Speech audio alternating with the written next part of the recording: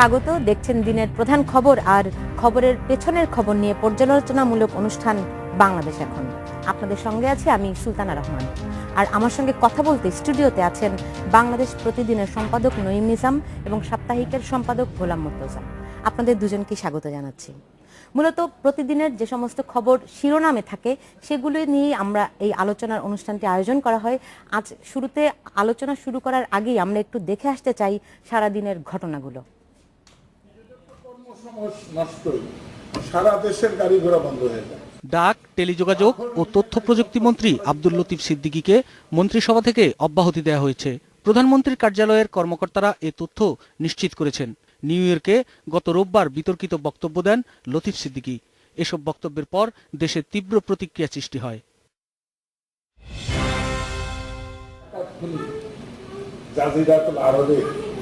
বিতর্কিত মন্তব্যের জন্য লতিফ সিদ্দিকীকে বিচারের আওতায় আনার দাবি জানিয়েছেন বিএনপির স্থায়ী কমিটির সদস্য নজরুল ইসলাম খান। সকালে জিয়াউর রহমানের সমাধিতে ফুল দেওয়ার সময় এ দাবি জানান তিনি। জনগণের মন মানসিকতার প্রতি যে সরকারের বিন্দুমাত্র শ্রদ্ধাবোধ থাকে, বিন্দুমাত্র শ্রদ্ধাবোধ, তাহলে অবিলম্বে এই মন্ত্রীকে বরখাস্ত করা উচিত এবং তিনি যেসব কথা বলেছেন এই কথার জন্য তাকে বিচারের সম্মুখীন করা উচিত। 5 জানুয়ারি নির্বাচনের পর দেশে স্থিতিশীল অবস্থা বিরাজ করায় প্রধানমন্ত্রী শেখ হাসিনাকে অভিনন্দন জানিয়েছেন জাতিসংঘের মহাসচিব বান কি মুন। অন্যদিকে শেখ হাসিনার বৈঠকে তিস্তা নদীর পানি বন্টন চুক্তি ও স্থল সীমানা চুক্তি বাস্তবায়নের আশ্বাস দিয়েছেন ভারতের প্রধানমন্ত্রী নরেন্দ্র মোদী। যুক্তরাষ্ট্র সফর সম্পর্কে সাংবাদিকদের এসব তথ্য জানিয়েছেন পররাষ্ট্রমন্ত্রী আবুল হাসান মাহমুদ আলী। এখন যে পরিস্থিতি বাংলাদেশে বিরাজমান সেটার জন্য তাকে অভিনন্দন জানিয়েছেন যে আপনি সব ধরে রেখেছেন, সুন্দরভাবে চলছে, দেশ এগিয়ে চলেছে উন্নয়নের পথে যে অভিযাত্রা, তার জন্য তাকে ধন্যবাদ। স্থল সীমানা চুক্তি 1974-এর অনুসমর্থন এবং তিস্তা নদীর পানি বন্টন চুক্তি সংক্রান্ত ইস্যুগুলির দ্রুত নিষ্পত্তির বিষয়টি তুলে ধরেন।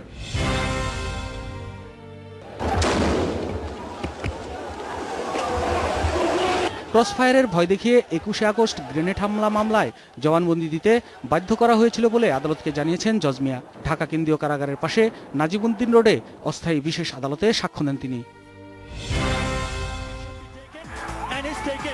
বাংলাদেশ ক্রিকেট দলের নতুন ওয়ানডে অধিনায়ক করা হয়েছে মাশরাফি বিন মুর্তজাকে, তার ডেপুটি সাকিব আল হাসান। তবে টেস্টে মুশফিকুর রহিমের উপরই আস্থা রাখছে বিসিবি। সহ অধিনায়ক থাকবেন তামিম ইকবাল। মাশরাফিকে দায়িত্ব দেওয়ার পিছনে অনেকগুলো কারণ ছিল। এর মধ্যে সবচেয়ে বড় কারণ যেটা আমরা মনে করি, মুশফিক হচ্ছে আমাদের এখন সবচেয়ে ইনফর্ম ব্যাটসম্যান এবং আমরা মনে করি যে বাংলাদেশের one of the best batsman হিসেবে সে প্রতিষ্ঠিত। একই ধারে ক্যাপ্টেন্সি, উইকেট কিপিং এবং ব্যাটিং করা এটা অত্যন্ত কঠিন। সেই জন্য আমরা টেস্ট কেসিসে এই জিম্বাবুয়ে সিরিজের জন্য শুধুমাত্র একটা পরিবর্তন এনে তাকে চাপমুক্ত রাখার চেষ্টা করেছি।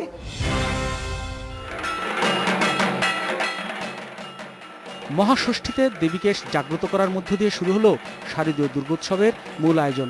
সকালে ষষ্ঠীর প্রাথমিক আনুষ্ঠানিকতা শেষে সন্ধ্যায় হয়েছে দেবীর আমন্ত্রণ ও অধিবাস। বিভিন্ন পূজার মণ্ডপে ভিড় জমায় সনাতন ধর্মাবলম্বীরা। মাকে ষোড়শ প্রচারে পুজো করে মায়ের কাছে প্রার্থনা করি মা যেন পৃথিবীর সকলের মঙ্গল করেন। Saiful Shahin, Independent News. দেখছিলেন দিনের প্রধান খবরগুলো। এবার যেতে চাই আলোচনায়। আপনারা শুনছিলেন শিরোনাম এবং যে খবরগুলি সারা দিনভর আলোচনায় ছিল সেগুলো। মূলত যে কাগজগুলো আমার হাতে এরই মধ্যে এসে পৌঁছেছে, যা মানুষ আগামীকাল সকালে পাবে, সেই কাগজগুলো দেখতে পাচ্ছি শিরোনাম করেছে লতিফ সিদ্দিকীকে অপসারণের সিদ্ধান্ত, লতিফ সিদ্দিকীকে অব্যাহতির সিদ্ধান্ত। মোটামুটি সবগুলো কাগজের মূল শিরোনাম এটি এবং দিনভর আলোচনায় ছিলেন লতিফ সিদ্দিকী। আপনারা জানেন যে একটা বিতর্কিত মন্তব্য করায় তাকে নিয়ে এরকম একটি সিদ্ধান্ত হয়েছে এবং আমি শুরুতেই যেতে চাই নঈম নিজাম আপনার কাছে। আপনি এরই মধ্যে একটি আর্টিকেলও লিখেছেন, সেখানে অনেকগুলো মন্তব্য আপনি করেছেন এবং তাকে তার এই মানে প্রধানমন্ত্রী যে সিদ্ধান্তটি নিয়েছেন বলে আমরা জেনেছি তাকে স্বাগতও জানিয়েছেন। আসলে আমাদেরকে একটু বলবেন আপনি কেন স্বাগত জানালেন এবং এই সিদ্ধান্তটিকে? দেখুন, একজন মন্ত্রী লতিফ সিদ্দিকীকে তার একটা মন্তব্য তো সীমা থাকবে। বাংলাদেশের অধিকাংশ মানুষ ধর্মপ্রাণ মুসলমান, বাংলাদেশের মানুষের ধর্মীয় অনুভূতিতে আঘাত করার তার প্রথমত কোনো ব্যক্তি হিসাবে কোনো অধিকার নেই। কিন্তু তারপরে একজন মন্ত্রী শপথ নেন কারো আবেগ অনুরাগের বশীভূত হয়ে কারো মনে আঘাত করবেন না, কারো বিরুদ্ধে কঠোর একটা অন্যরকম অবস্থানে যাবেন না। লতিফ সিদ্দিকী তার সকল ক্ষেত্রে তার শপথ ভঙ্গ করেছেন প্রথমত। দ্বিতীয়ত তিনি যে বেফাঁস মন্তব্যগুলো করলেন একটির পর একটি, তিনি যখন আপনি দেখেন এর আগেও পাট মন্ত্রণালয়ে যখন ছিলেন তার বিরুদ্ধে প্রচুর দুর্নীতির অভিযোগ ছিল। একমাত্র মন্ত্রী যিনি লিখলেন তার নোটের মধ্যে, একটা মন্ত্রণালয় নোটের মধ্যে তিনি লিখলেন যে নীতিমালা বঙ্গোপসাগরে ছুড়ে মারো, আমি যেটা বলছি সেটা নির্দেশ এবং বাস্তবায়ন করো। এই করে তিনি হাজার হাজার কোটি টাকা একটা লোকসানে দেওয়া হলো। শুধু তাই নয়, আপনি অবাক হবেন, তিনি মন্ত্রী হিসাবে তিনি আরেকটি নোটে লিখলেন যে আমি চট্টগ্রামের মেয়ের পানি গ্রহণ করেছি, আমাকে এই কারণে আমি মতিঝিলের এই সম্পদটুকু তাদেরকে চট্টগ্রাম সমিতিকে দিয়ে দিলাম। এটা তো রাজা বাদশাদের আমলে আমরা এরকম গল্প শুনতাম যে অতীতে মোগল হেরেমের এই ধরনের কর্মকাণ্ড ঘটতো। মোগল বাদশাদের যারা বিভিন্ন মহারাজা ছিলেন তারা এরকম একটা সিদ্ধান্ত দিতে পারতেন, যা খুশি তা করতেন। কিন্তু এই যুগে এইরকম একটা অবস্থা, এরকম সরকারের মধ্যে এরকম সিদ্ধান্ত নেওয়ার কারো অধিকার নেই। তারপর তিনি করলেন, সেখানে তিনি বিতর্কিত হলেন, তার বিরুদ্ধে ব্যবস্থা গ্রহণ করা হলো না। তাকে এবার যে মন্ত্রণালয় দেওয়া হলো সেটা নিয়ে অনেকের প্রশ্ন ছিল। যিনি আগের মন্ত্রণালয়ে এ ধরনের নোট লিখলেন, এখানে নোট না নিয়েও অনেক কিছু করা যায়, সেক্ষেত্রে লতিফ সিদ্দিকী সাহেব কি করবেন? হয়তো সেরকম কোনো অহংকার, সেরকম কোনো অবস্থানগত কারণে নিউ ইয়র্কে তার প্রত্যেকটি মন্তব্য আপনি দেখেন একটি একটি করে তিনি ধর্মীয় মানুষের অনুভূতিতে আঘাত তো চরম করলেন। এখানে শেষ নয়, তারপর তিনি নিজের দলের তার আরেকজন সজীব জয় সম্পর্কে কমেন্ট করলেন। তিনি যারা টকশো আমরা এখন কথা বলছি, তিনি গোলাম মর্তুজাদের সম্পর্কে কমেন্ট করলেন, আমাদের সম্পর্কে কথা বললেন, সুলতানা রহমানদের সম্পর্কে কমেন্ট করলেন। যে তার একদম শালীনতাও তো থাকতে হবে, একটা মানুষ বক্তব্য দ্বিমত করতে পারেনি আর কি, তিনি অবশ্যই সমালোচনা করবেন আমরা যে বক্তব্য রাখার।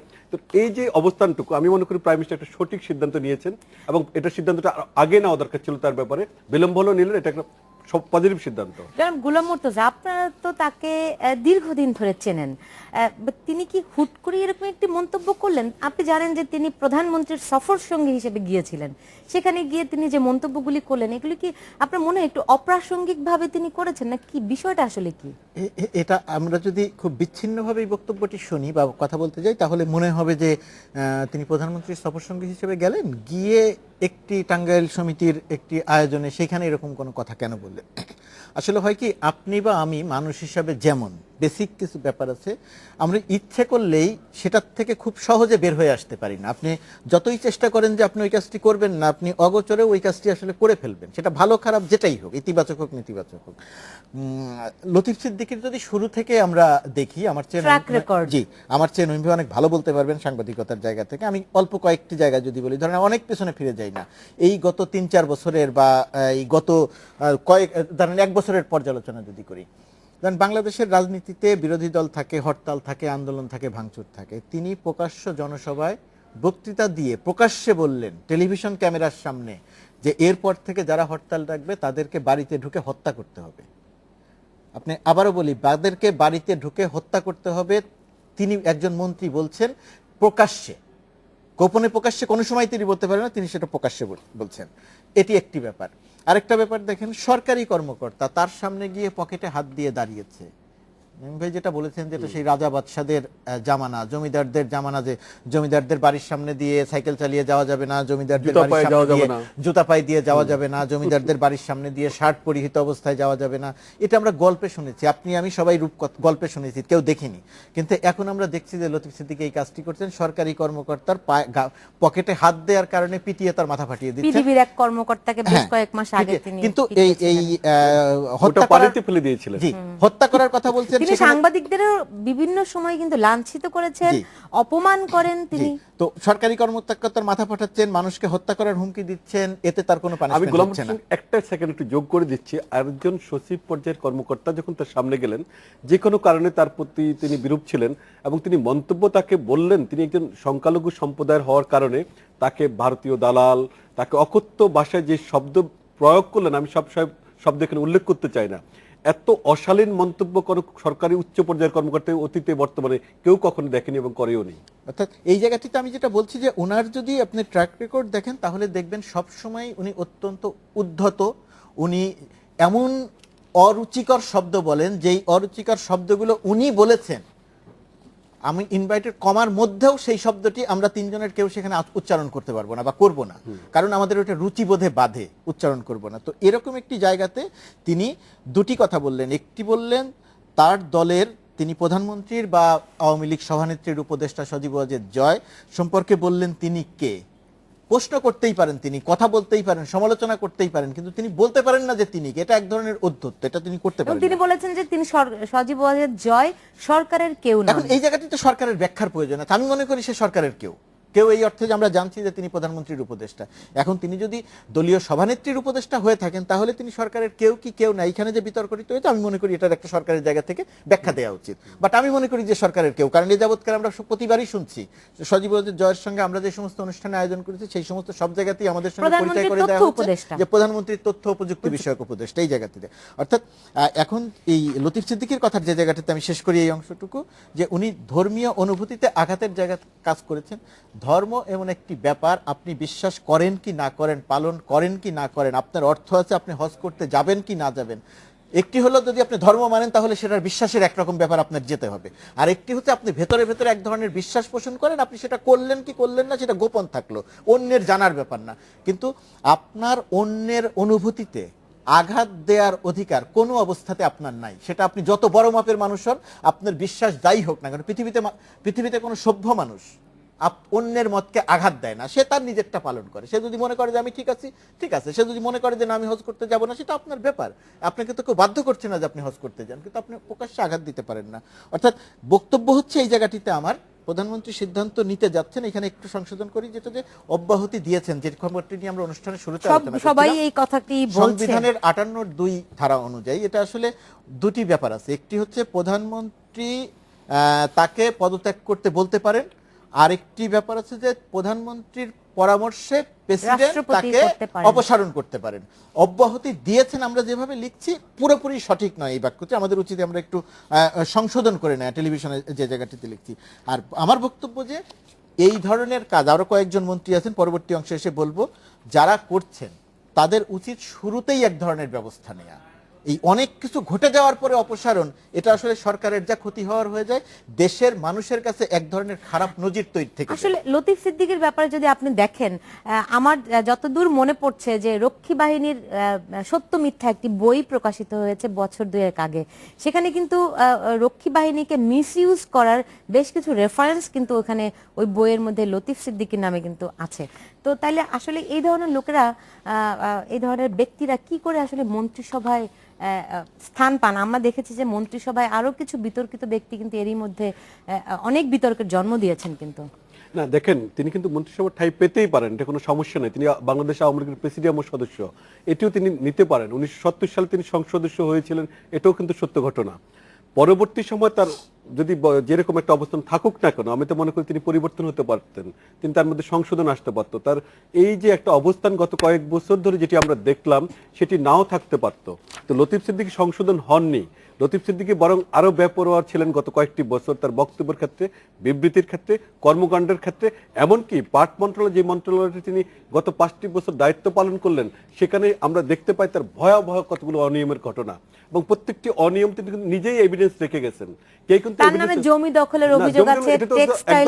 আপনি তিনি বলেন আমি জমি দখল করিনি, অস্বীকার করতে পারেন, কিন্তু বাস্তবতা হলো তিনি নিজে যখন নোট লেখেন যে নীতিমালা বঙ্গোপসাগরে ফেলে দাও, একটা মন্ত্রী সেটি লিখতে পারেন না কোনো নোটে। আমি আপনার সাথে যোগ করি, আপনি শুরুতে যে কথাটি বলেছিলেন, উনি সবচেয়ে বড় একটা অন্যায় যে জায়গাতে করেছেন, উনি ওনার শপথ ভঙ্গ করেছেন।